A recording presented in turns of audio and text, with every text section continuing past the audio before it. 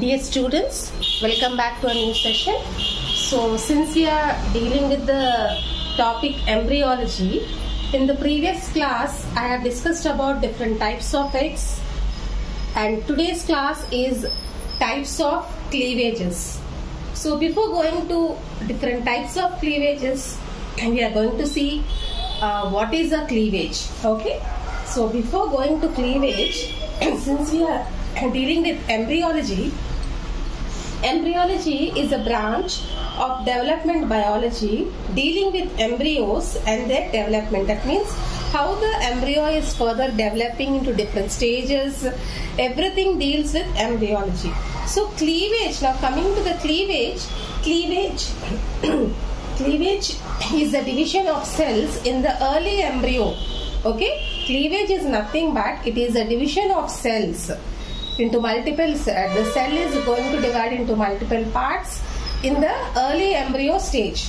Okay, so this cleavage, here what happens, the zygotes may be of many species, undergo different cell cycles, producing different divisions of cells. It may be of the same size or it may be of different size or anything. So whatever the development going on for undergoing into different cells for further growth and development, that is called as the cleavage. So the types of cleavages, how it is being divided into different types. The types, it is divided into different types mainly on the amount of yolk in the egg. That means what is the quantity of yolk present in the egg, depending upon the cleavages has been divided. So the cleavages may be holoblastic and meroblastic. So what is this holoblastic, we are going to see. So holoblastic may be complete or incomplete. Complete holoblastic type and incomplete holoblastic type. So if you see holoblastic, when does this holoblastic cleavage takes place? In the absence of a large concentration of yolk. Okay, cleavage types can be observed. Okay, that means if you remember in types of eggs I told isolestel eggs. That means yolk may be completely in an equal position or eccentric. Isolestel is also called as eccentric. It is the absence of yolk. Okay, this that means what happens here in case of holoblastic, this results in the formation of blastomeres, that is the daughter cells here in case of holoblastic cleavage. Okay, so what happens, this cleavage, that is the reason since it may be absent or it may be present, holoblastic. Okay, so if it is a complete holoblastic cleavage type, we are going to see in complete holoblastic cleavage type, if you see the cleavage plane divides the zygote totally.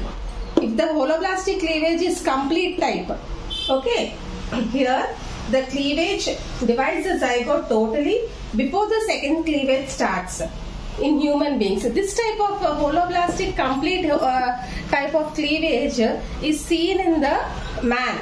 Okay. Next, if you see holoblastic incomplete, cleavage plane divides zygote totally and slowly due to concentration of the yolk, but cleavage starts even before the completion of the earlier ones. This incomplete cleavage of holoblastic can be seen in the example we can take in frogs. Okay, here what is the difference between complete and incomplete holoblastic cleavage? Complete here is the cleavage divides the zygote totally before the second cleavage starts. Example we can take in human beings. Here the zygotes totally, that means that divide the zygotes totally incomplete but slowly. Okay, this is incomplete. Example here we can take for frog. Okay, now this holoblastic cleavage is further classified into 4 types. If you see here, depending upon the nature and arrangement of the blastomeres. Blastomeres are nothing but daughter cells. Now first one is bilateral.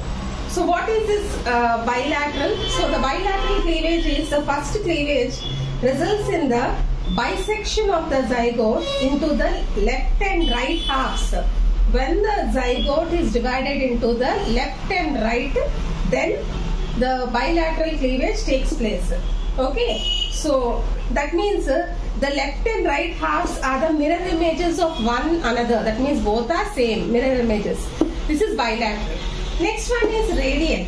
Radial cleavage is a characteristics of the that means if you see here, we can take the example in echinoderms which undergoes radial cleavage. Here the what happens here, the zygotes, that means here the spindle axes are parallel to the right angles to the polar axis of the zygote. That means here the blastomeres or the daughter cells are arranged in a like if you can see in a linear tiers, like one above the other, each one above the other. Here this radial type of cleavage can be take example we can take in case of Amphioxus and frog. Okay. Next one is rotational cleavage. So mammals, especially mammals, display this kind of cleavage, rotational cleavage, because of the isolestal distribution of the yolk. That means because the cells have only a small amount of egg, that means the yolk content only small amount, they require immediate implantation on the uterine wall. As I told you, isolestal, very small amount of yolk may be present. Okay, so so because of that, they have to immediately implantation should be done on the uterine wall. In order, why it should implantation to be done? To receive the nutrients. Here the cleavage, first what it will do in rotational cleavage, normal first division along the meridial axis, and it will give to daughter cells, and then next cleavage differs from the daughter cells, again it will turn upside down, that means rotating. Like that, it will do equatorial position. Okay, that is why it is called as rotational cleavage. Next one is spiral cleavage. In spiral cleavage, the cleavages are oriented to the polar axis. I told you all, no? The egg structure, if you remember, animal pole and vegetable pole is there. Okay, here what happens, the daughter cells are produced, arranged as the upper quarter of the smaller cells at the junctional places of the lower. That means the animal pole and vegetable pole, they are arranged in the between. Okay. These are about holoblastic cleavages, in that which includes bilateral, radial, rotational, spiral. Now coming to the meroblastic. Meroblastic cleavage is also called as partial cleavage. Okay. So here if you see, in the presence of a large amount of yolk, okay, in the fertilized egg cell, the cell can undergo partial or meroblastic cleavage. So when the yolk content is large, then meroblastic cleavage can be undertaken. This meroblastic cleavage is of two types. If you can see here, discoidal and superficial. What is discoidal cleavage in meroblastic, we are going to see now. So here, the cleavage furrows cannot be penetrated through the entire yolk mass. That means here in discoidal, the cleavage, when the cleavage is undergoing, furrows will be happening. Okay, but these furrows in case of discoidal cannot enter throughout the entire yolk. Okay. The embryo forms a disc of cells. That is why it is called embryo. The cells which are formed during the cleavage will form, the cells will form in the form of a disc. It is called as discoidal cleavage. Here we can see, take the example in case of birds, reptiles and fish, which are having pterolestal eggs.